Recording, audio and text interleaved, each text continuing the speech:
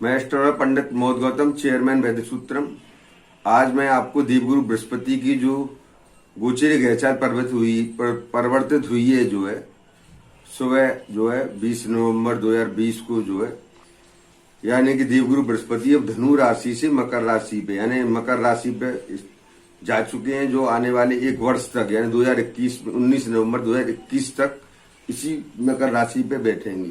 क्योंकि देवगुरु बृहस्पति की मकर राशि नीच राशि है, इस वजह से इसका जो है क्या सकारात्मक नकारात्मक फल हमारे जो 12 राशि है उन पर पड़ेगा, उसको मैं आज बताने की कोशिश करूंगा जो है। क्योंकि इस समय जो देवगुरु बृहस्पति आज जो चेंज हुए हैं मकर राशि पर, तो वो मकर राशि पे शनि के साथ गए, यानी शनि और बृहस्पति की एक साथ युति रहेगी पूरे वर्ष, एक वर्ष तक रहेगी। वो जो है 19 नवंबर 2021 तक देवगुरु बृहस्पति और शनि एक ही हाउस पे बैठेंगे, मकर राशि में विराजमान रहेंगी। क्योंकि शनि वहां पे अपनी स्वराशि में बैठे हुए शक्तिशाली पोजीशन में बैठे हुए 24 जनवरी 2020 से मकर राशि पे जो 2.5 वर्ष तक रहेंगे। बृहस्पति 1 साल तक बैठेंगे, उनके साथ जो उनका साथ रहेगा, जो उनकी एक साथ युति रहेगी, वो 1 वर्ष तक रहेगी। तो इस वजह से इसमें ये नीचभंग राजयोग की स्थिति कहेंगे, ब्रह्मांड के अंदर ये नीचभंग राजयोग होगा, यानी पूरी तरह से नीच बृहस्पति का फल प्राप्त नहीं होगा। यानी नीचता तो रहेगी, लेकिन विपरीत परिस्थितियों में व्यक्ति को भाग्योदय होगा, ये हम कह सकते हैं। यहाँ शुरुआत में स्थितियां आदमी को खराब लगेंगी, लेकिन बाद में व्यक्ति पॉजिटिव स्थिति महसूस करने करेगा अपने व्यक्ति अपने पूरे वर्ष जो है। सबसे पहले मैं जो अब हमारा अपने भारत देश के बारे में बताना चाहूंगा कि हमारे जो देवगुरु बृहस्पति का पूरे वर्ष क्या असर रहेगा मकर राशि में जो विराजमान रहेंगे शनि के साथ। तो हमारे स्वतंत्र भारत की जो राशि कर्क राशि है, पुष्य नक्षत्र में स्वतंत्र भारत का निर्माण हुआ था 15 अगस्त 1947 को जो है। तो उस समय पुष्य नक्षत्र कर्क राशि के अधीन आता है। तो कर्क राशि में हमारे भारत देश पर इसका क्या सकारात्मक नकारात्मक फर्क पड़ने वाला, वो अब मैं इस चार्ट के माध्यम से बताने की कोशिश करूंगा। इसको हम कर्क राशि मान लेते हैं। कर्क राशि के में विचार करेंगे तो इसको लगन मान लेते हैं, चंद्र लगन हो गया कर्क लगन का। तो कर्क राशि के चंद्र लगन से अब देवगुरु बृहस्पति इस हाउस में आ गए। इस पहले यानी कल तक वो इस हाउस में बैठे हुए शत्रु रोग वाला शुभ हाउस माना जाता है। आज सुबह से वो इस हाउस में आ गए। शनि यहाँ ऑलरेडी पहले से बैठे हुए 24 जनवरी 2020 से।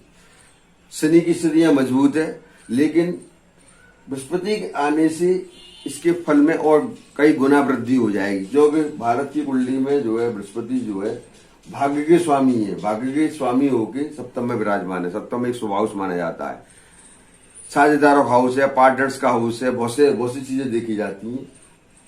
तो ये है कि शनि क्योंकि 28 सितंबर से मकर राशि में मार्गी अवस्था में आए थे, उससे पहले बकरी चल रही थी 11 मई से।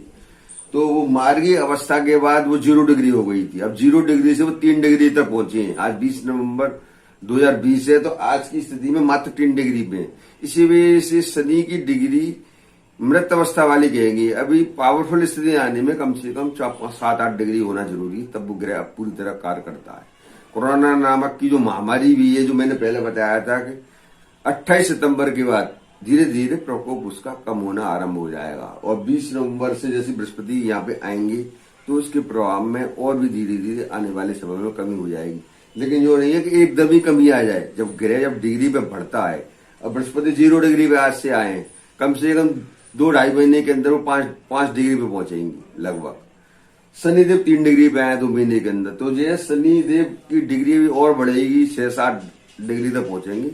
तब उसका प्रकोप धीरे धीरे कम होने लगेगा। प्रकोप यानी कि एक तरह का ये दैवी प्रकोप है। 24 जनवरी 2020 से बहुत ज्यादा तेजी से आरंभ हुआ, तेजी से फैला। आरंभ ये 5 नवंबर 2019 से हो गया था। मैंने पिछले साल इस बात की प्रोडिक्शन भी करी थी। गुरु चंडाल योग आरंभ हुआ था 23 सितंबर 2020 से। गुरु चंडाल योग खत्म हुआ। अब देवगुरु बृहस्पति और शनि की एक साथ युति है, यानी एक तरह का दैवी प्रकोप है। हम अपने शनि के दिव्य मंत्र का, अपने गुरु मंत्र का पर डे जाप करते हैं। शनि का मंत्र में कई बार बता चुका हूं, ओम नमो भगवते शनिश्चराय सूर्यपुत्राय नमः। तो हम ओम नमो भगवते शनिश्चराय सूर्यपुत्राय कई शनि के दिव्य मंत्र आधा घंटे का पर डे जाप करते हैं। प्रत्येक व्यक्ति जाप करता है, उसे कोई नियम कायदे कानून की जरूरत नहीं है कि हमें माला से जाप करना है। जो आधा घंटा फिक्स कर ले, सुबह का शाम का, तो उससे शनि के प्रकोप में शनि का नकारात्मक प्रभाव भी कंट्रोल होगा। इधर हमारा कोरोना वायरस का जो फैलाव है वो एक तरह से फैल रहा है, जंगल की आग की तरफ दुनिया में फैल रहा है, उसमें काफी कमी आएगी। तो कुल मिला के भारत की स्थिति अब धीरे धीरे पूरे वर्ष सकारात्मक रहेगी, कई गड़े मुर्दे फोड़ेंगे, यानी कि कई भ्रष्टाचार के मामले उजागर होंगे। इसलिए जितने भी अधिकारी वर्ग जहां भी भ्रष्टाचार हुआ है उसके गड़े मुर्दे बाहर निकलेंगे। कई स्टेट की सरकारें भी संकट की स्थिति पैदा होगी, ये जो है इन आने वाले 1 वर्ष के अंदर, यानी कि जब तक हमारे देवगुरु बृहस्पति मकर में रहेंगे, बृहस्पति शनि की युति रहेगी। जो है बृहस्पति के आने से वैदेशिक जो हमारे जो विदेश नीति है उसमें काफी इम्प्रूवमेंट होगा। और अमेरिका में नेक्स्ट ईयर नई सरकार बनने वाली है, तो उसका भी काफी जो है भारत की विदेश नीति में भी काफी सुधार होगा। इन्हें बहुत ऊंचे यानी अच्छे स्तर तक और पहुंचेगी वो, जो कुल मिला के है। तो भारत देश के लिए कुल मिला के अच्छी स्थिति है। अब मैं विभिन्न राशियों के बारे में चर्चा करूं तो विभिन्न राशियों में सबसे पहले मैं जिन राशियों को सबसे ज्यादा सावधानी बरतनी है उनको मैं सबसे विभिन्न राशियों के बारे में बता रहा हूं। सबसे पहले ये राशि जिसको सावधानी बरतनी है वो है मिथुन राशि। मिथुन राशि के व्यक्तियों को इस देवगुरु बृहस्पति की जो मकर राशि में जो स्थिति परिवर्तित हुई है उसको विशेष सावधानी बरतनी है। जो मिथुन राशि में 24 जनवरी से शनिदेव भी यहाँ पे अष्टम ढैया यानी कि उनकी शुरू हो गई है अष्टम, और देवगुरु बृहस्पति आने से वो भी अशुभ भाव में विराजमान हो गए।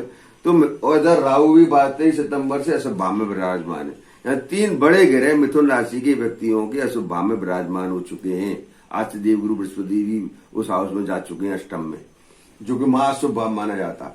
तो मिथुन राशि को किसी से वादविवाद नहीं करना, स्वास्थ्य का विशेष ध्यान रखना, वाणी का सदुपयोग करना, किसी से उलझना नहीं। जो हम भी नौकरी कर रहे हैं, व्यापार कर रहे हैं, वहां किसी से जो ऐसी बात नहीं करनी जिससे सामने वाला तुम्हारा विरोधी हो जाए।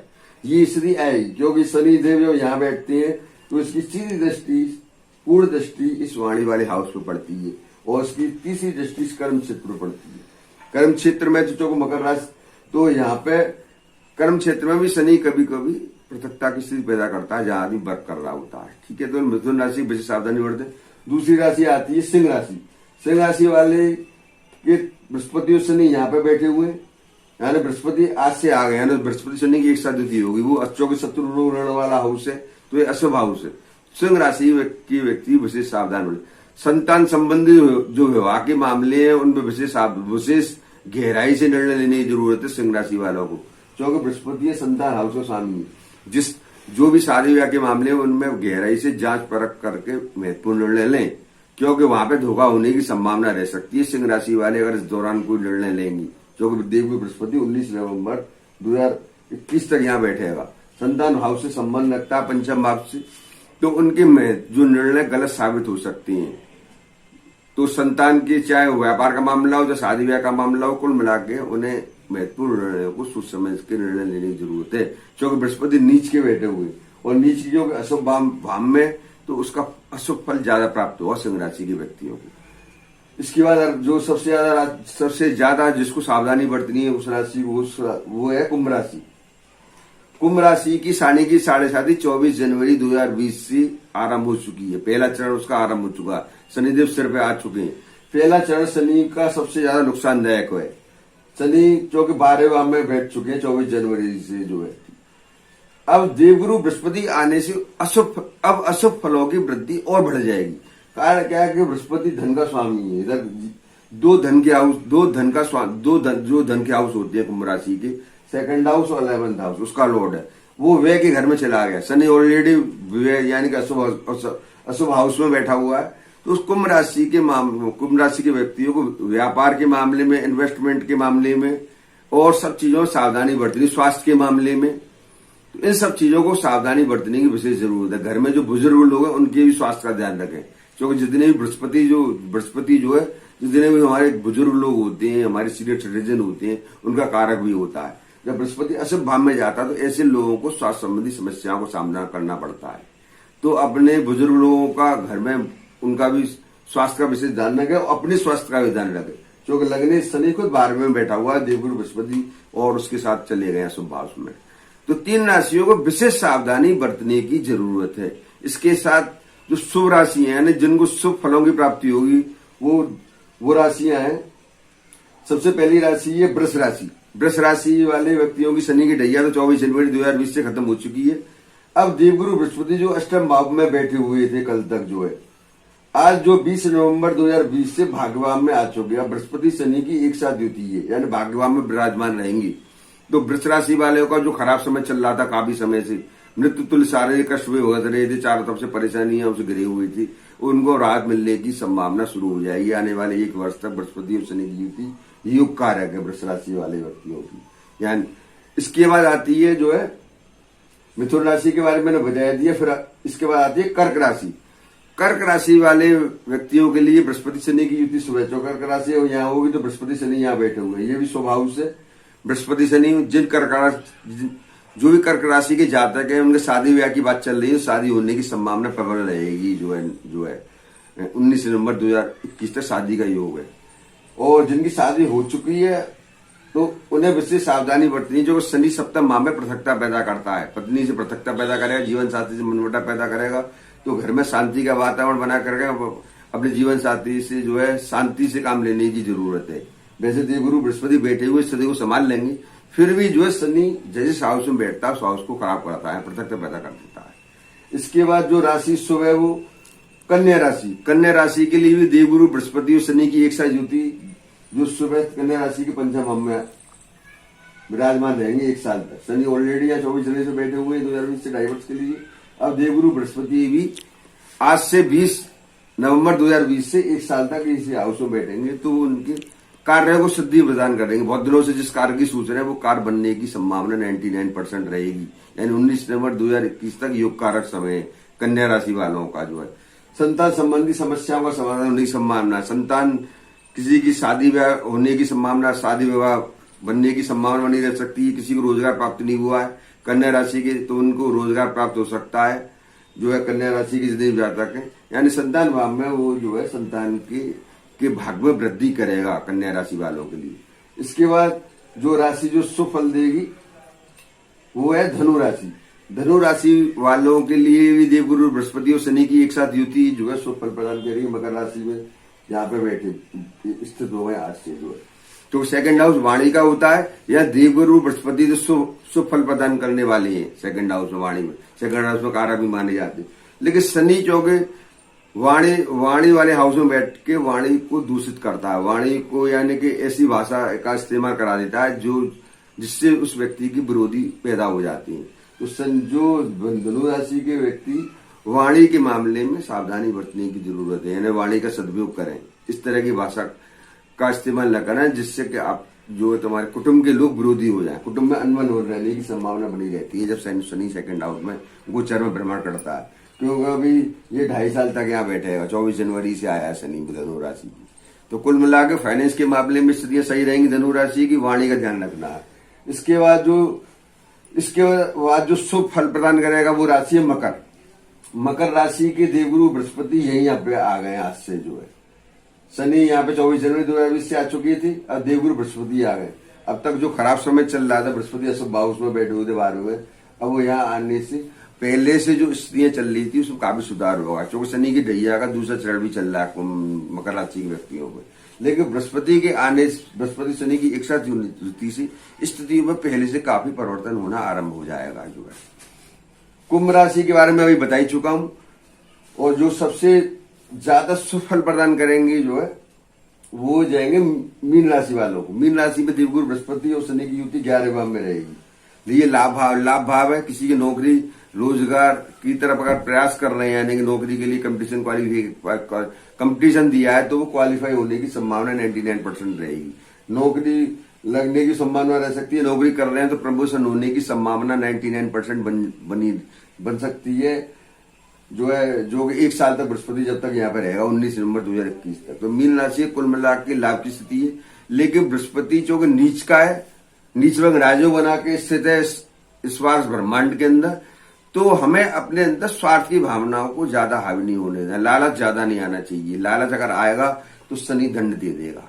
जब बृहस्पति नीच का होता है तो व्यक्ति के अंदर लालच की भावनाएं बढ़ जाती हैं, यानी कि वो अनैतिक तरीके से धन कमाने की कोशिश करता है। मैं ये बात सभी राशि के व्यक्तियों के लिए कह रहा हूं जिनके लिए मैंने शुभ बताया फाइनेंशियली गेन हुआ। उन लोगों को इस बात का ध्यान रखना है कि बृहस्पति ब्रह्मांड के अंदर नीच का है, भले ही वो नीच भंग राजयोग बना रहा है, तो हमें एक बार तो चोट देगा ही। उसके बाद भले ही हमें वो लाभ दे दे या हम अपनी गलतियों का पश्चाताप करके समझ जाएं। तो कुल मिला के ये सभी राशियों के व्यक्ति जो उनके लिए मैं शुभ बताया, जिनके लिए अशुभ बताया, उन्हें सावधानी बरते। और जो सबसे ज्यादा जो सम प्रभाव देंगी वो 2 राशियां हैं। नंबर 1 मेष राशि, जो बृहस्पति की जो चाल चेंज हुई है मकर पे, मकर और शनि की युति, मेष राशि वालों को वो कर्म क्षेत्र में कर्म क्षेत्र में स्थित रहेगा वो 1 साल तक। कर्म क्षेत्र में बृहस्पति और शनि की युति सम मानी जाती है, यानी कर्म क्षेत्र में आदमी को यश अपयश दोनों स्थितियों का सामना करना पड़ सकता है आने वाले 1 वर्ष तक। इसलिए कर्म क्षेत्र में कोई ऐसे कार्य न करें जिससे कि आपका जो है मान सम्मान घटे और जो है अपयश का सामना करना पड़े। जहां भी आप वर्क कर रहे हैं, व्यापार कर रहे हैं, यानी कि पॉजिटिव स्थिति से हमें काम करने की जरूरत है। इसके बाद आती है तुला राशि। तुला राशि के लिए सम रहेंगे। जो तुला राशि वाले जितने भी जातक हैं उनकी शनि की चतुर्दहिया आरंभ हो चुकी है 24 जनवरी 2020 तक। 2.5 साल तक शनि रहेगा चौथे भाव में। तो अब देवगुरु बृहस्पति के आने से जो उथल पथल का वातावरण चल रहा था 5-6 महीने से, जो है 24 जनवरी 2020 से, तो उसमें काफी कमी आएगी। यहाँ पे सम प्रभाव देती है। तो घर के अंदर जो अशांति का वातावरण है उसको ज्यादा हावी नहीं होने दें, पेशेंस से काम लें, सहन शक्ति अपने अंदर बढ़ाएं, तभी घर के अंदर शांति बनी रह सकती। शनि की ढैया में हमेशा जो है आदमी को कलह का वातावरण, मानसिक तनाव की स्थितियां प्राप्त होती है। तो तुला राशि के व्यक्ति अपने स्वास्थ्य का विशेष ध्यान रखें। तो कुल मिला के ये मैंने जो शुभ और अशुभ और सम किस तरह का फल जो देवगुरु बृहस्पति मकर राशि में देने वाले वो मैंने सभी को बताया। भारत देश के बारे में मैंने आपको बताया जो है। अब जो है किसी का बृहस्पति खराब है तो अब उसके लिए मैं आपको रेमेडीज बता रहा हूं। अगर किसी व्यक्ति ने गुरु दीक्षा ले रखी है अपने गुरु से, तो उन्होंने जो भी मंत्र दिया हुआ उसका अधिक से अधिक आप जाप करें, जिससे गुरु का जो नीचता का प्रभाव है वो काफी कंट्रोल होगा। अपने गुरुओं का सम्मान करें। जब नीच का होता है ब्रह्मांड के अंदर, तो व्यक्ति के अंदर एक नकारात्मक विचारधारा ज्यादा उत्पन्न होती है। तो हमें सकारात्मक विचारधाराएं पैदा करने की कोशिश करनी चाहिए। क्योंकि शनि ऑलरेडी 7 में है, तो शनि जो है दंड देता है। बृहस्पति शनि जब युति होती है तो व्यक्ति अगर थोड़ी बहुत भी गलती करेगा यानी तो उसे दंड की प्राप्ति शनि के द्वारा मिलेगी, जो शनि ब्रह्मांड का न्यायाधीश है, मैं आपको बताऊं। तो ये है, तो सभी व्यक्तियों को अपने आप को धार्मिक बनाने की कोशिश करनी चाहिए। हमसे किस प्रकार की कोई गलतियां न हो जिससे कि हमें शनि और बृहस्पति की युति के कारण जो परेशानी उठानी पड़े। और शनि के लिए मैंने आपको मंत्र बता ही दिया है कि शनि का मंत्र प्रत्येक व्यक्ति जाप करे, क्योंकि शनि ब्रह्मांड के अंदर बहुत शक्तिशाली पोजीशन में गोचर में बैठे हुए मकर राशि पे। ये कोरोना का प्रकोप भी एक तरह का शनि का ही प्रकोप है जो पूरी दुनिया में फैला हुआ है। तो शनि के दिव्य मंत्र का 8 घंटे तक जाप करते रहे, अपने गुरु मंत्र का जाप करते रहे और सभी के लिए शुभ भावनाएं रखें। शुभ भावनाएं रखते हैं तो शनि प्रसन्न होता है। जितने भी हमारे मजदूर वर्ग के लोग हैं और जितने भी लोग हैं यानी अभावग्रस्त लोग हैं, उनकी सेवा करते रहे, उससे शनि मजबूत होता है। तो इन सब चीजों का ध्यान रखने की हमें जरूरत है पूरे वर्ष। तो और जो है सारी चीज और यानी अपने आप को सकारात्मक बनाने की कोशिश करनी है। तो ये इस वीडियो को अधिक से अधिक लोगों को आप शेयर करें, जिससे कि सकारात्मक संदेश सभी व्यक्तियों तक पहुंचे जो है। और मेरा जो YouTube चैनल है मेरे जो नाम से है उसको आप सब्सक्राइब करें, जिससे कि आपको जो जब भी मेरा कोई नई वीडियो आती है उसकी सूचना आप सभी को प्राप्त हुई जो है। तो आज छठ का जो महापर्व है, तो छठ पर्व की मेरी तरफ से सभी को हार्दिक शुभकामनाएं। और मैं चाहता हूं कि आप जो है सभी जो है अपने अंदर सकारात्मकता पैदा करें, जिससे कि हमें जो है बृहस्पति शनि का जो नकारात्मक प्रभाव इस वर्ष 2021 के अंदर न झेलना पड़े जो है।